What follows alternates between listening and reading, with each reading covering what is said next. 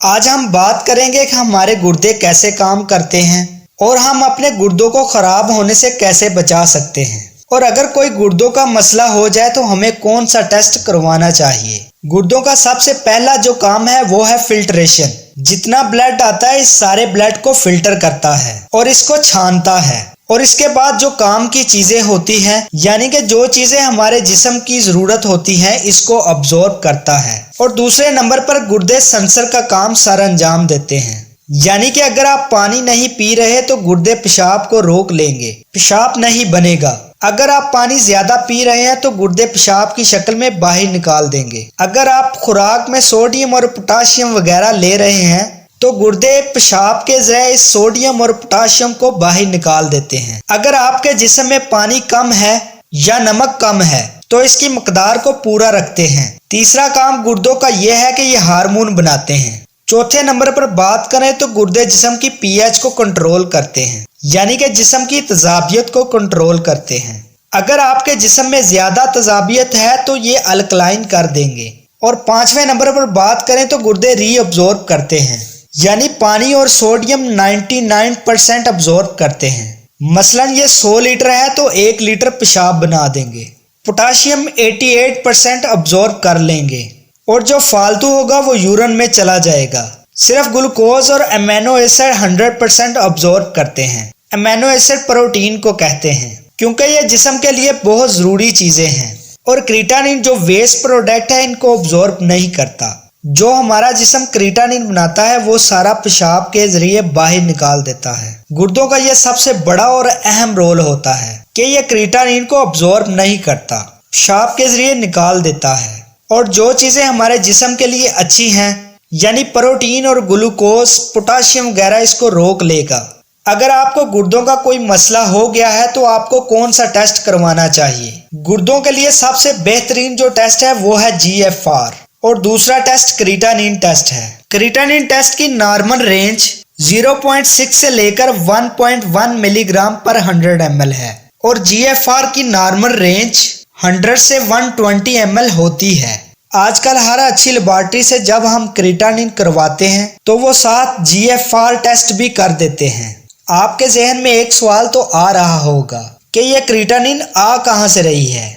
ये क्रिएटिनिन हमारे muscle activity से आती है। जब मसल काम करते हैं, मसल ब्रेक डाउन होता है, इससे निकलती है। ये एक वेस्ट प्रोडक्ट है जो हमारे गुर्दे जिस्म से पेशाब के जरिए बाहर निकाल देते हैं। और दूसरा यूरिया होता है। जो आप पानी की मकदार ज्यादा पी लें तो यूरिया की मकदार कम हो जाएगी और अगर आप पानी कम पिए तो यूरिया की मकदार ज्यादा हो जाएगी।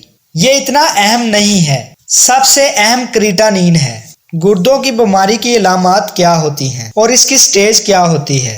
स्टेज 1 में GFR 19 ml से ऊपर होगा और सेकंड स्टेज में GFR 60 से 89 ml पर होगा। स्टेज 1 और 2 में ज्यादातर इसमें कोई सिम्टम्स नहीं होते।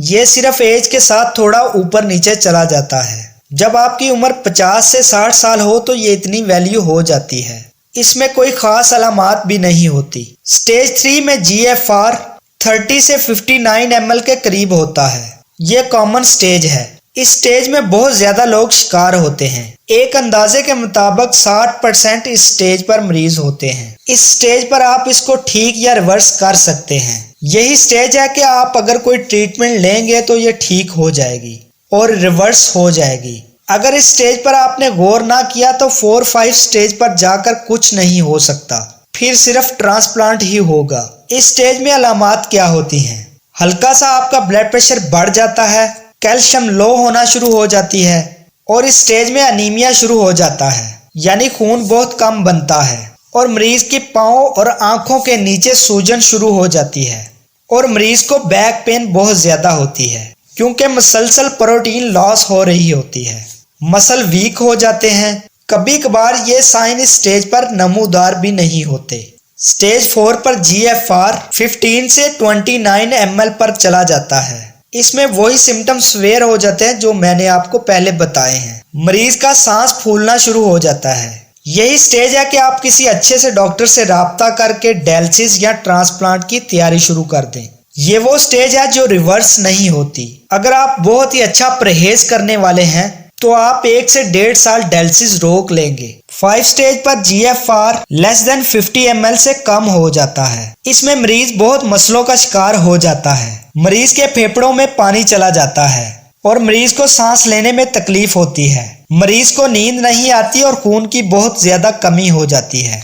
खाने का जायका चेंज हो जाता है। जिस्म में खारिश शुरू हो जाती है। मरीज को वॉमिटिंग शुरू हो जाती है और पट्ठों में बहुत ज्यादा दर्द रहना शुरू हो जाता है। इसमें सबसे बड़ी अलामत यह है कि आपके पेशाब का कलर तब्दील हो जाएगा। ये पिक्चर में व्हाइट वाली साइड नॉर्मल कलर की है, फिर ये आहिस्ता आहिस्ता कलर डार्क में तब्दील होना शुरू हो जाता है। ये सबसे पहला साइन होता है।